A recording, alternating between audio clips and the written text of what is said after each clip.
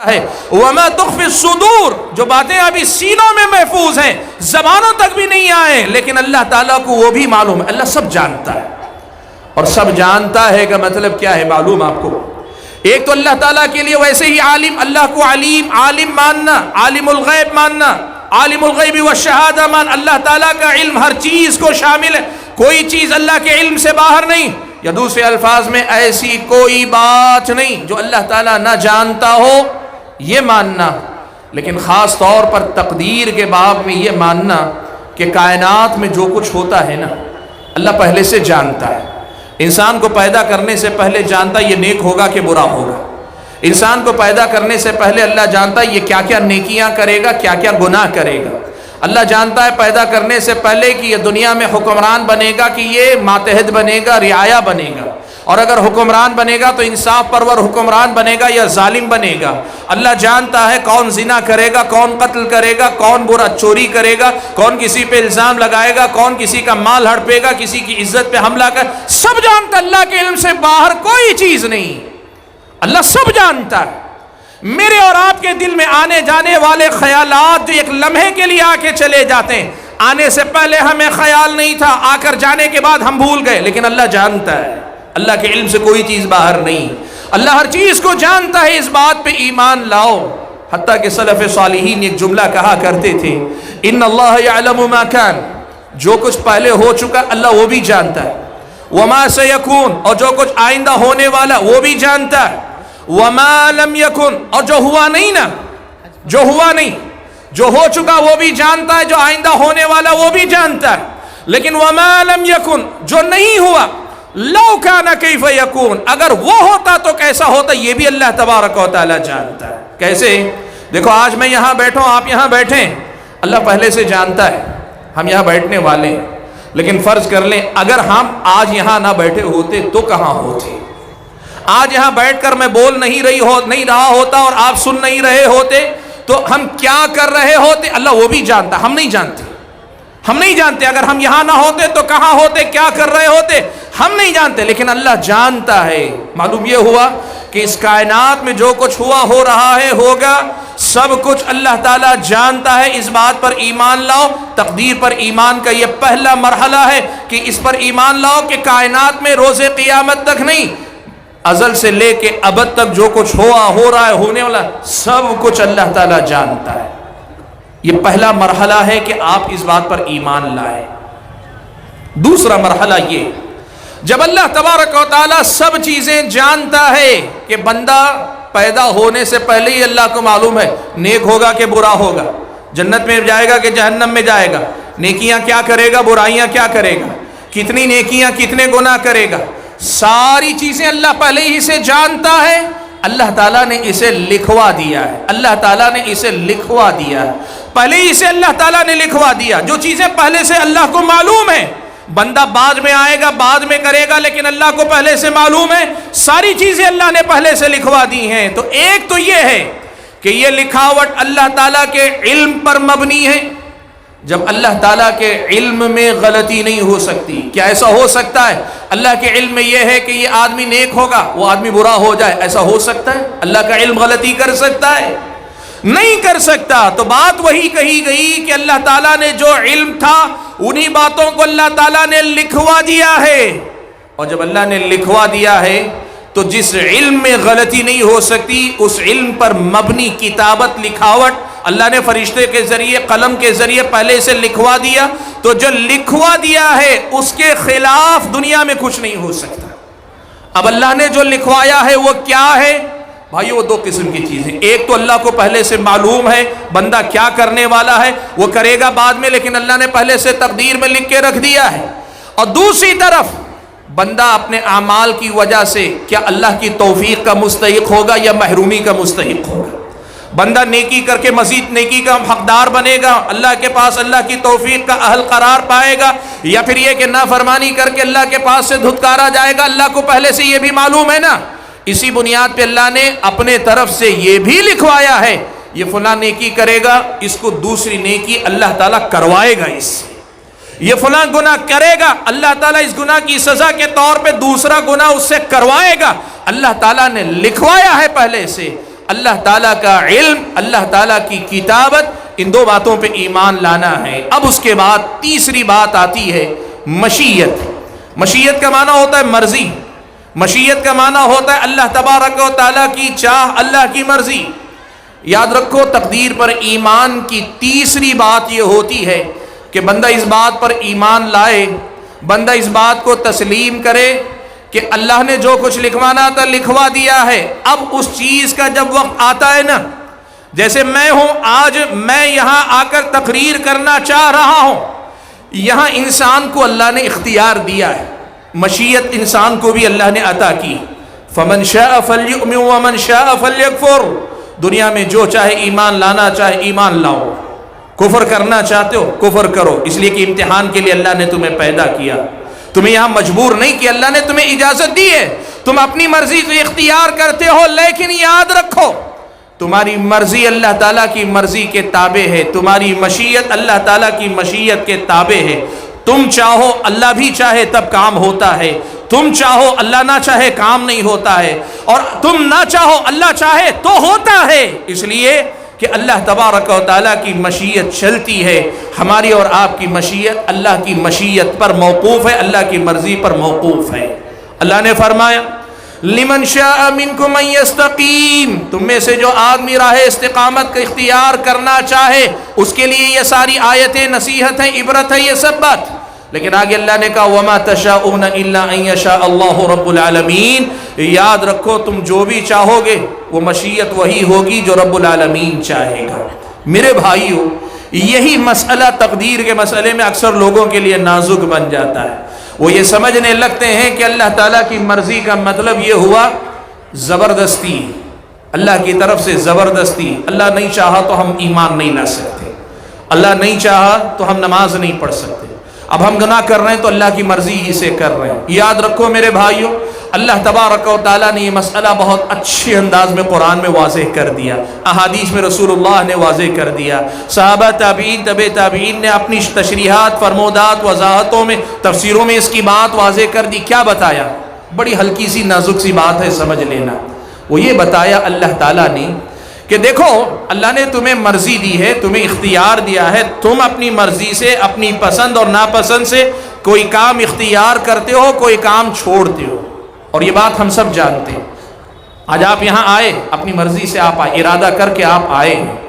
میں یہاں آیا ہوں، میں ارادہ کر کے آیا ہوں۔ آج آپ اور ہم یہاں بیٹھ کر سن رہے ہیں اپنے ارادے سے، اپنی زندگی کے بارے میں ہم یہ بات جانتے ہیں کہ اللہ نے ہمیں مرضی دی، اختیار دیا ہے، اور اس مرضی اور اختیار سے ہم بھلے اور برے فیصلے لیتے ہیں، نیکی کرنے کا فیصلہ بھی ہم لیتے ہیں، برائی کرنے کا فیصلہ بھی ہم لیتے ہیں، لیکن یہ ہمارا فیصلہ اللہ کے فیصلے پر ٹکا ہوا رہتا ہے۔ اب اللہ کا جو فیصلہ ہوتا ہے نا، یہ زبردستی نہیں، یہ ہماری مرضی کے بعد اللہ تبارک و تعالیٰ جس میں مصلحت دیکھتا ہے اور جو اللہ تبارک و تعالیٰ کے نزدیک انصاف کا تقاضا ہے وہی فیصلہ اللہ تعالیٰ کرتا ہے۔ یاد رکھو بھائیو، ایک مسئلہ بڑا اہم ہے، لوگ یہیں پر آ کر غلطی کرتے ہیں، بہت سارے یہ کہنے لگتے ہیں کہ بھائی اللہ تعالیٰ کی کوئی مرضی ارضی نہیں، انسان کی صرف اپنی مرضی چلتی ہے، اور کچھ لوگ کہتے نہیں اللہ نے تقدیر میں لکھ دیا، ہم مجبور محض ہیں، ہم مجبور ہیں، ہم کچھ نہیں کر سکتے، ہم اللہ کی تقدیر سے باہر نہیں نکل سکتے۔ غلط کہتے ہیں۔ یاد رکھو انسان اپنی مرضی اور اختیار سے اپنے فیصلے لیتا ہے، ہاں اس کے فیصلے اللہ تعالیٰ کے فیصلوں کے تابع رہتے ہیں۔ کیوں؟ اس لیے کہ اللہ تبارک و تعالیٰ بندے کے حساب سے، بندے کے اعمال، بندے کی اپنی زندگی، بندے کے لیے اللہ نے جو کچھ رکھا اس اعتبار سے اللہ تعالیٰ ہر فیصلے میں ایک مصلحت رکھتا ہے۔ اسی لیے آپ دیکھیں دو بندے نیکی کا ارادہ کر کے نکلتے ہیں، ایک کو اللہ توفیق دے دیتا ہے، دوسرے کو نہیں دیتا ہے، ہم سمجھ نہیں پاتے اس کے پیچھے حکمت کیا ہے، لیکن اگر اللہ تعالیٰ سمجھا دینا تو آپ خود دیکھیں اکثر ایسا ہوگا کہ ایک انسان جسے نیکی کی توفیق مل گئی، وہ انسان حقیقت میں پہلے بھی نیکی کیا تھا، اب بھی نیکی کرنے آگے بڑھا، اللہ نے توفیق دے دی ہے، اور دوسرا بندہ جسے توفیق اللہ نے نہیں دی، وہ گنہگار انسان تھا، گناہ کیا، اب نیکی کرنے آگے بڑھ رہا ہے، اللہ تبارک و تعالیٰ نے اسے سمجھا دیا، بتا دیا کہ تم نے گناہ کیا ہے، اب تمہیں نیکی کی توفیق اللہ تعالیٰ نہیں دے گا۔ اللہ نے فرمایا وَلَوْ أَرَادُوا الْخُرُوجَ لَأَعَدُّوا لَهُ عُدَّةً، یہ جو منافقین جنگ تبوک میں نکلنا چاہ رہے تھے، پہلی بات تو اللہ نے کہا پہلی بات یہ کہی کہ اگر یہ لوگ واقعی جنگ تبوک میں نکلنا چاہتے نا تو پہلے سے تیاری کرتے، انہوں نے نہیں کی۔ وَلَكِنْ كَرِهَ اللَّهُمْ بِعَاثَهُمْ، لیکن ہوا کیا ان کے ساتھ، خود اللہ نے ان کے نکلنے کو ناپسند کیا۔ فَثَبَّطَهُمْ، اللہ تعالیٰ نے ان کی ہمتیں پست کر دی، انہیں پیچھے بٹھا دیا۔ وَقِيلَ اقْعُدُوا مَعَ الْقَاعِدِينَ، ان کو پیچھے کر دیا گیا۔ اللہ نے مومنوں کے لیے مسئلہ آسان کیا، اسباب نہیں تھے پھر بھی توفیق اللہ نے دی، منافقین کو اللہ تعالیٰ نے توفیق نہیں دی۔ کیوں؟ اللہ جو چاہتا ہے نا، اللہ کے چاہنے نہ چاہنے کے پیچھے بڑی مصلحتیں ہوتی ہیں جن کو سمجھنا ہمارے بس کی بات نہیں۔ اللہ تعالیٰ نے ایک بات البتہ کہہ دی، وَلَا يَظْلِمُ رَبُّكَ أَحَدًا، تمہارا رب کسی پہ ظلم نہیں کرتا ہے۔ وَمَا رَبُّكَ بِظَلَّامٍ لِّلْعَبِيدِ، تمہارا رب بندوں پہ ظلم کرنے والا نہیں۔ اس کا مطلب یہ ہوا کہ تقدیر ظلم نہیں، زبردستی نہیں، مجبوری نہیں، تقدیر اللہ تعالیٰ کی حکمتوں بھرے فیصلوں کا نام ہے، جس میں اللہ تعالیٰ انصاف کے مطابق بندوں کے فیصلے کرتا ہے۔ اب انسان اپنی مرضی سے اختیار کرتا ہے لیکن اللہ کی مرضی کے تابع رہتا ہے۔ چوتھا درجہ تخلیق پر ایمان لانا، یعنی اب بندے کے اللہ کو پہلے سے معلوم تھا، اللہ نے لکھوا کے رکھ دیا۔ اب جو واقعہ پیش ہونے کا وقت آتا ہے اللہ کی مرضی ہوتی ہے اور بندہ اپنی طرف سے کوشش اور اقدام کرتا ہے، تب اللہ تعالیٰ چاہے اس عمل کو پیدا کرتا ہے، اس عمل کو وجود بخشتا ہے، اس عمل کو اللہ تعالیٰ دنیا میں لاتا ہے، اور اگر اللہ نہ چاہے تو اللہ تعالیٰ تخلیق نہیں کرتا۔ ہمارے جو بھی کام ہوتے ہیں کرنے والے ہم ہوتے ہیں لیکن ان کا خالق اللہ تبارک و تعالیٰ ہوا کرتا ہے۔ بھائیو، بات مختصر کر کے میں سمیٹ لوں، 5 منٹ رہ گئے میرے پاس، بات کو سمیٹنا چاہوں گا۔ دیکھو، تقدیر پر ایمان کا سیدھے مطلب یہ ہے کہ یہ دونوں باتوں کو بیلنس کر کے مانو۔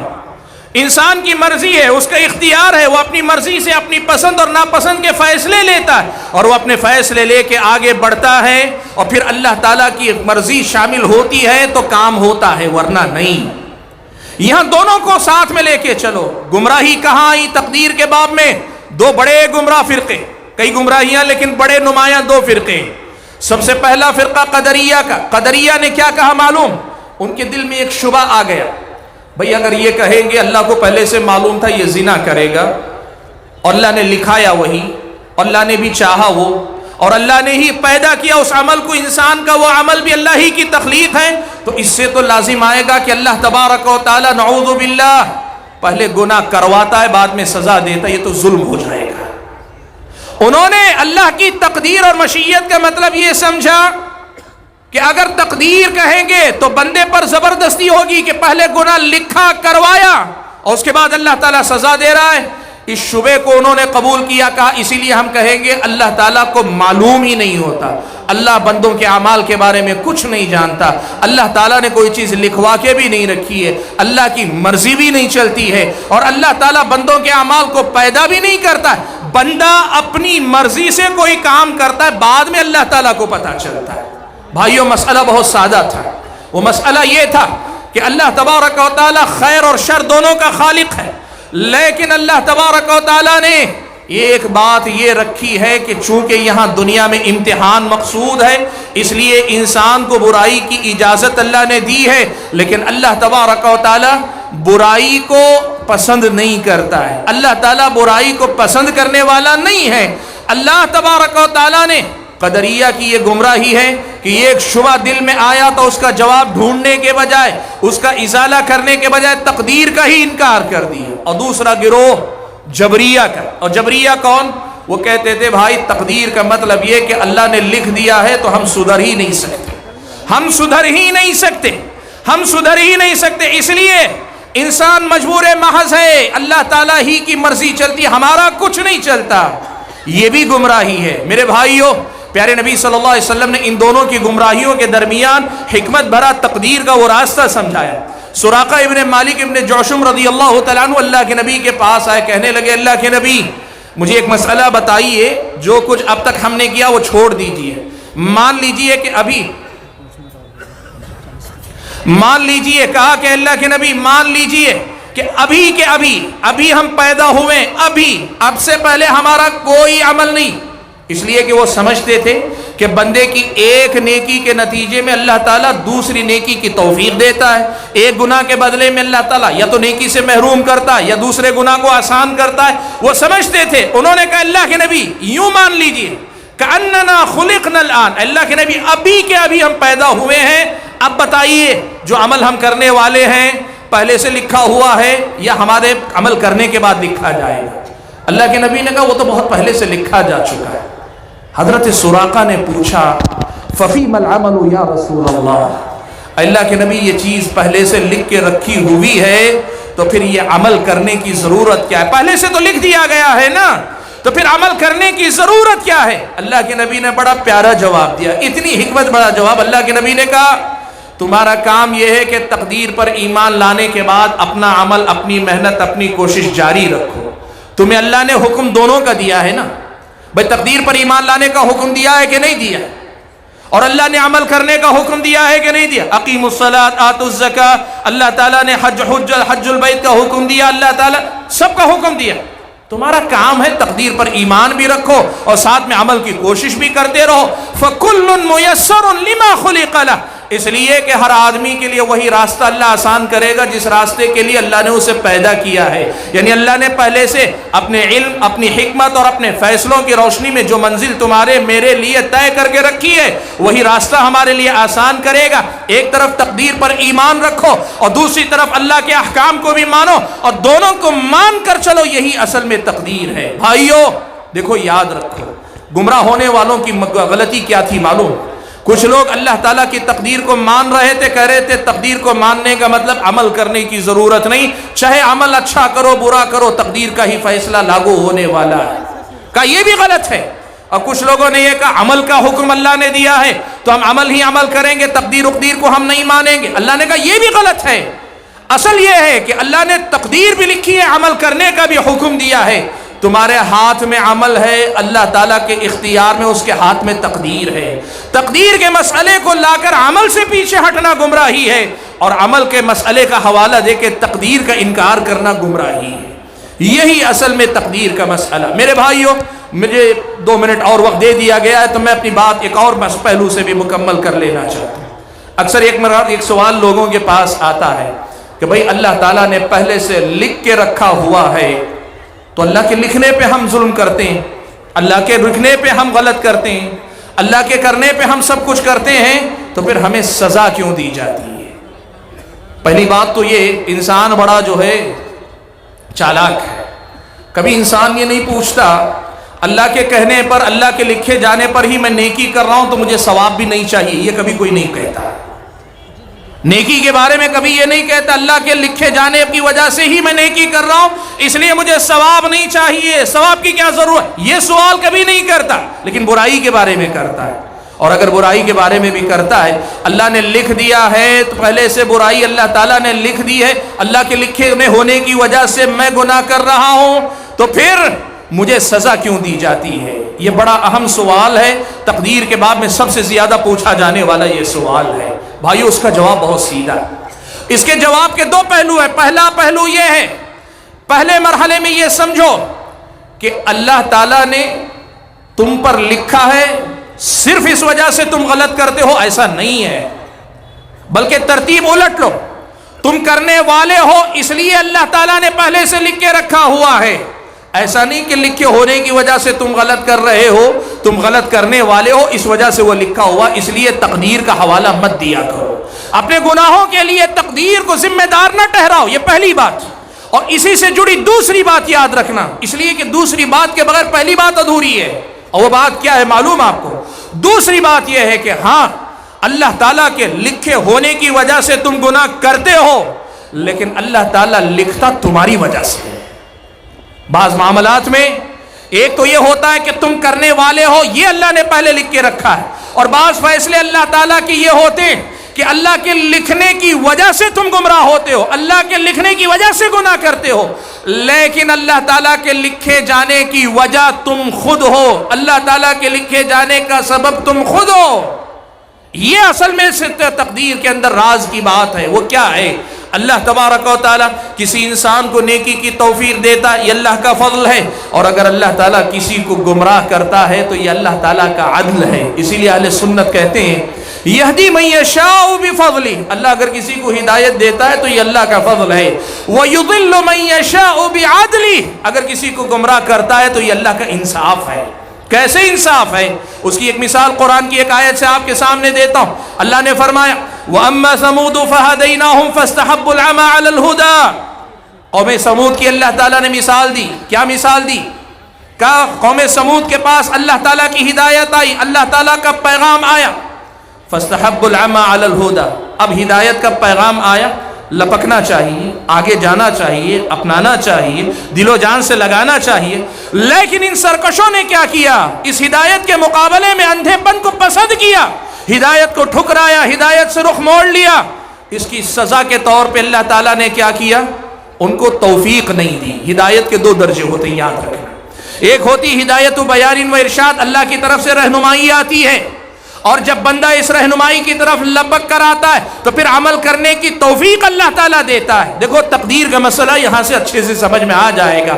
آپ تک مجھ تک اللہ کا پیغام آیا، ہم نے اسے دل و جان سے نہیں اپنایا، آگے بڑھے نہیں، مؤذن نے اذان دی، جسم میں اللہ نے طاقت دی، وقت دیا، فرصت دی، لیکن ہم اپنی مرضی سے فیصلہ لے کے آگے نہیں بڑھنا چاہتے، اللہ تعالیٰ لکھ دیتا ہے پہلے سے تقدیر میں یہ مسجد نہیں جائے گا، یہ مسجد نہیں جائے گا، اللہ تعالیٰ لکھتا ہے۔ معلوم کیا ہوا؟ کبھی کبھار تقدیر میں یہ بات بھی ہے، یاد رکھنا کہ اللہ نے لکھا ہے، اسی لیے آدمی گمراہ ہوتا ہے، لیکن اللہ تعالیٰ کے لکھے جانے کا ذمہ دار اللہ تعالیٰ نہیں ہوتا۔ وَلَا يَظْلِمُ رَبُّكَ أَحَدًا، آپ کا رب کسی پہ ظلم نہیں کرتا۔ وَمَا رَبُّكَ بِظَلَّامٍ لِّلْعَبِيدِ، آپ کا رب بندوں پہ ظلم کرنے والا نہیں ہے۔ مسئلہ یہ ہے کہ تم نے وہ سرکشی کی کہ جس کی سزا کے طور پہ اللہ نے تم پر یہ فیصلہ لاگو کیا ہے، تمہاری تقدیر میں اللہ تعالیٰ نے یہ لکھا ہے۔ اسی لیے بھائیو، تقدیر کو الزام نہ دو اور تقدیر کو ٹھکراؤ بھی نہیں، تقدیر پر ایمان لاؤ اور مانو کہ یہ تقدیر اللہ تبارک و تعالیٰ کی عظمت اور کبریائی کا اظہار ہے، اور ہمارے کرنے کا کام کیا ہے؟ تقدیر پر ایمان لاتے ہیں، عمل کے میدان میں محنت کرتے ہیں، تقدیر پر ایمان لاتے ہیں، عمل کے میدان میں محنت کرتے ہیں۔ حاضرین گرامی، بات بہت لمبی ہے، میں نے جیسے پہلے ہی آپ کے سامنے کہا تقدیر پر ایمان کا باب بہت وسیع ہے، بہت ساری باتیں ہیں، لیکن جو وقت میرے پاس میسر تھا اس وقت میں جتنی باتیں آپ کے سامنے رکھتا تھا میں نے رکھی۔ اللہ سے دعا کیجئے کہ اللہ تعالیٰ مجھ کو اور آپ کو اللہ کی تقدیر پر ایمان لانے والا بھی بنائے، اور اللہ تعالیٰ کی شریعت پر، اس کے احکام اور اس کے مأمورات پر عمل کرنے کی، اور اس کی منع کردہ باتیں منہیات سے بچنے کی اللہ توفیق عطا فرمائے۔ ہم تقدیر پر بھی ایمان لائیں اور اللہ کی شریعت پر بھی عمل پیرا ہوں، ایسا مسلمان اللہ تعالیٰ ہمیں بنائے، اور تقدیر کے باب میں وجود میں آئی ہر گمراہی سے اللہ تعالیٰ مجھے اور آپ کو بچا لے۔ آمین۔ وآخر دعوانا الحمد للہ رب العالمین۔